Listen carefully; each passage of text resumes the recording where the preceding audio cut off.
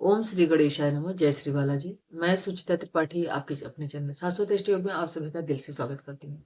वृश्चिक राशि के लिए नवंबर 2025 का महीना कैसा रहेगा, ग्रहों के जो चाल है, ग्रहों का जो गोचर है, उनका आपके जीवन पे किस तरह से प्रभाव पड़ेगा। मैं आप सभी से बता दूं कि ये ग्रहों का गोचर जो होता है वो हम सभी के जीवन पे असर जरूर डालता है। चाहे वो जीव जंतु हो, चाहे वो मनुष्य हो, सभी के जीवन पे इनका प्रभाव जरूर पड़ता है। लेकिन आपकी जो कुंडली है उसमें ग्रहों की प्लेसमेंट, महादशा, अंतर्दशा, प्रत्यंतर दशा, उसी के अनुसार आप विशेष रूप से इसको देख सकते हैं। मतलब अगर सटीक जानकारी चाहिए तो उसके लिए आपकी कुंडली पहले मैटर करती है, किसी भी, क्योंकि आपके ग्रहों कुंडली में जो ग्रहों की स्थिति है उसकी जानकारी नहीं होती है किसी को भी। तो लेकिन आपको ओवरऑल थोड़ा सा आइडिया लग जाता है और उपाय करने से काफी राहत मिल जाती है। अगर कुंडली में महादशा अंतर्दशा खराब चल रही है और ग्रहों की प्लेसमेंट की वजह से आपको कोई परेशानी हो रही है तो उसका आपको फर्क जरूर दिखाई देता है। तो मैं सबसे पहले आप लोगों को स्वास्थ्य के विषय में बताऊंगी। स्वास्थ्य के लिहाज से ये महीना बहुत ज्यादा अनुकूल नहीं है, क्योंकि आपके राशि के जो स्वामी बनते हैं, आप इसे चंद्र राशि से देख सकते हैं और लग्न राशि से भी, अगर स्वास्थ्य के दृष्टिकोण से देखना चाह रहे हैं तो। आपके राशि के जो स्वामी बनते हैं मंगल देव, वो 6th हाउस के भी लॉर्ड बन के आपकी कुंडली के फर्स्ट हाउस में बैठे हैं, जहां पर उनके साथ बुध भी, मतलब बुध आपकी कुंडली में 8th हाउस के लॉर्ड बनते हैं। तो अष्टमेश अगर के लग्न में बैठ गए तो मतलब कोई चोट चपेट, दुर्घटना, अचानक से कोई बीमारी हो जाना, अचानक से कोई डिजीज हो जाना, गलत खान पान की वजह से हो जाना, ये सब चीजें आपको देखने को मिल सकती हैं। स्किन से जुड़ी परेशानी, स्किन डिसऑर्डर इस टाइम पे परेशान कर सकता है। स्पाइन या डाइजेशन से जुड़ी हुई समस्या भी आपको परेशान कर सकती है। इसके साथ साथ नसों की प्रॉब्लम, अपना लोअर एब्डोमेन में परेशानी, ये सब चीजें आपको इस महीने में परेशान कर सकती है। कुछ जातकों को इस महीने में जिनका पहले से ही, मतलब जिनकी एज थोड़ी ज्यादा है, राहु 4th हाउस में प्लेसमेंट और मंगल लग्न में बैठ के 4th हाउस को एस्पेक्ट करेंगे। तो अगर के हार्ट से जुड़ी कोई समस्या चल रही है पहले से ही, तो आपको अपने स्वास्थ्य का विशेष ध्यान, नियमित जांच कराते रहना सबसे ज्यादा उचित रहेगा। शनि बुध की राशि को देख रहे हैं तो बेसिकली देखा जाए, नसों से जुड़ी हुई समस्या, पैरों में जुड़ी हुई समस्या बहुत ज्यादा परेशान करती है, कोई लंबी बीमारी होने के भी संकेत देती है। तो इसलिए स्वास्थ्य के प्रति काफी सावधानी बरतने की जरूरत पड़ती है। आपके 16 तारीख को आपके 10th के लॉर्ड, मतलब इम्यूनिटी, जिससे स्वास्थ्य का, अच्छे स्वास्थ्य का विचार करते हैं, वो लग्न में ही आ जाएंगे। लेकिन उससे भी क्या होगा कि क्रोध में बढ़ोतरी, मतलब क्रोध की अधिकता।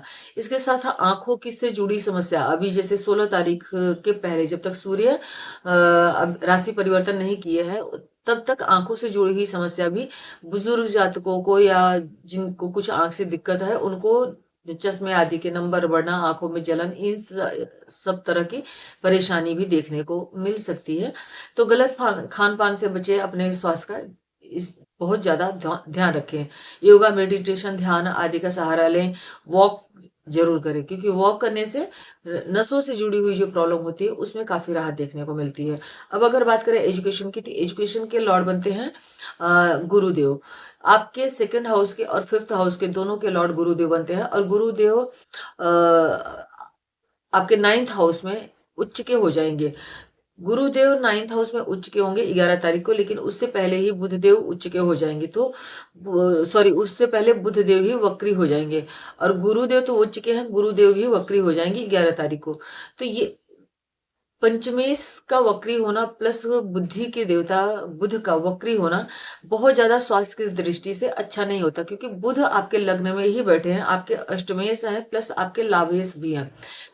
अब लग्न में अष्टमेश बैठे हैं, जो बच्चे रिसर्च आदि से जुड़े हैं, या जो बच्चे हायर एजुकेशन के लिए बहुत टाइम से प्रिपरेशन कर रहे हैं, 11th हाउस से हम फ्रेंड सर्कल का विचार करते हैं। फ्रेंड सर्कल के हाउस के लॉर्ड जब लग्न में ही बैठेंगे और वक्री हो जाएंगे, तो थोड़ी सी परेशानी देखने को मिल सकती है फ्रेंड सर्कल के चलते। आप अपना आज का काम कल पे, क्योंकि शनि भी ऑलरेडी वक्री शनि वहां पे बैठे हुए हैं, और वक्री गुरु भी पंचम हाउस को, पंचमेश को देखेंगे। तो एजुकेशन में मतलब स्थितियां थोड़ी सी डिले कल पे टालने जैसी स्थिति हो सकती है, या कभी कभी स्वास्थ्य की वजह से भी काम कल पे टल जाए, कभी फ्रेंड सर्कल की वजह से, क्योंकि शनि जो है वो 11th हाउस को भी एस्पेक्ट कर रहे हैं। उसके बाद 11th हाउस के लॉर्ड जो है वो 12वें घर में आ जाएंगे, और 12वें घर में बुध जब आएंगे तो उस टाइम पे भी आपके लिए बहुत अच्छा अनुकूल स्थिति नहीं होगा। आपका ध्यान भटकने के लिए कई सारे प्लेनेट यहाँ पे जो प्लैनेट्स की जो गोचर की हुई स्थिति है, कई सारे प्लैनेट्स ध्यान को भटकाने में सहायक सिद्ध होंगे, जो कि आपके लिए नेगेटिव रिजल्ट लेके आएंगे। तो जो भी, जैसे जो बच्चे एग्जाम्स की प्रिपरेशन कर रहे हैं, जैसे 6 के लॉर्ड लग्न में ही बैठे हुए हैं, प्लस अष्टमेश भी लग्न में बैठे हैं, रिसर्च आदि से जुड़े, उनको अपना काम नियमित रूप से करें। और जब बुध वक्री हो उसके पहले, बुध मतलब बुद्धि और ज्ञान के देवता दोनों के वक्री होने से पहले आपको अपना काम कंप्लीट कर लेना चाहिए, या इतना ज्यादा काम को इतना ज्यादा करके रखें कि थोड़ा बहुत रहे, तो आपको प्रॉब्लम ना हो। बात करें लव लाइफ की, तो लव लाइफ के हाउस में शनि देव बैठे हुए हैं, और प्रेम आदि के कारक शुक्र जो है वो द्वादश स्थान में बैठे, लेकिन शुक्र बैठे किसके साथ है? सूर्य के साथ। सूर्य एक गर्म प्लेनेट है, प्लस आपके लग्न में ही आपके 6 हाउस के लॉर्ड भी बैठे हुए हैं। तो आपको अत्यधिक क्रोध आना, या जो आपका पार्टनर होगा, जो लव पार्टनर होगा, उनको बेवजह शक होना या क्रोध उत्पन्न होना, क्योंकि उनकी भी जो राशि है, शुक्र जो है, जो कारका बनते हैं, वो सूर्य से पीड़ित हैं। सूर्य एक गर्म प्लेनेट होने की वजह से उनके अंदर भी एग्रेशन, गुस्सा, क्रोध आदि देखने को मिल सकती है, और आपके अंदर भी गुस्सा होगा, तो एक दूसरे को समझने का जो मौका होगा वो नहीं मिलेगा। प्लस उसके साथ साथ जब 10 तारीख को बुध वक्री अवस्था में आ जाएंगे, तो उस टाइम पे ये होगा कि कम्युनिकेशन के थ्रू भी आप अपनी बात को नहीं कर पाएंगे। वैसे भी आपकी वाणी स्थान को ऑलरेडी शनि, वक्री शनि देख रहे हैं, आपकी बुद्धि, विवेक, ज्ञान के हाउस में ही शनि बैठे हुए हैं वक्री होकर, और प्लस जुपिटर भी वक्री हो जाएंगे, बुध भी वक्री हो जाएंगे। तो मतलब लव लाइफ के लिए भी महीना बहुत अच्छा नहीं है, बहुत स्ट्रांग नहीं है। मतलब डिटैचमेंट कहें, या ये कहें कि ब्रेकअप आदि, या रिलेशन के टूटने आदि के भी चांसेस दिखाई देते हैं। इसके बाद अगर के बात करें आपके 7th हाउस के, आपकी वैवाहिक जीवन के, आपके वैवाहिक जीवन का जो हाउस है वहां पे के स्वामी बनते हैं शुक्रदेव, और शुक्रदेव 12वें में सूर्य के साथ बैठे हुए हैं।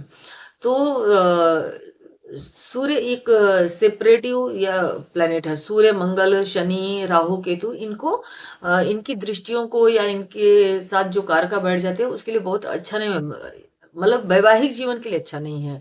सूर्य मान सम्मान, पद प्रतिष्ठा के लिए बहुत अच्छे हैं, पर वैवाहिक जीवन का जो लॉर्ड बनते हैं वो अपने से छठे, ऊपर से सूर्य के साथ है।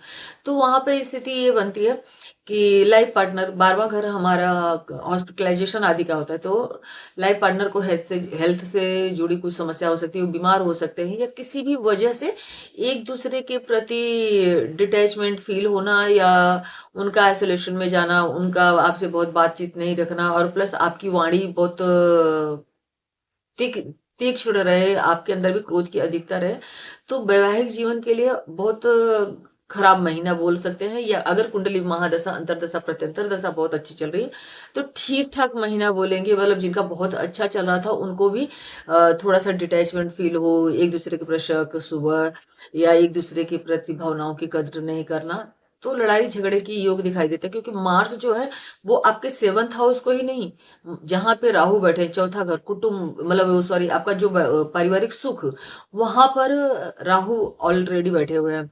तो आपके वाणी, परिवार के भाव को शनि प्रभावित कर रहे हैं। तो सब कुछ मिला के शनि की 7th हाउस पे दृष्टि, शुक्र, मतलब शुक्र की दोनों राशियां एक तरीके से पीड़ित हो गई, टॉरस भी और लिब्रा भी।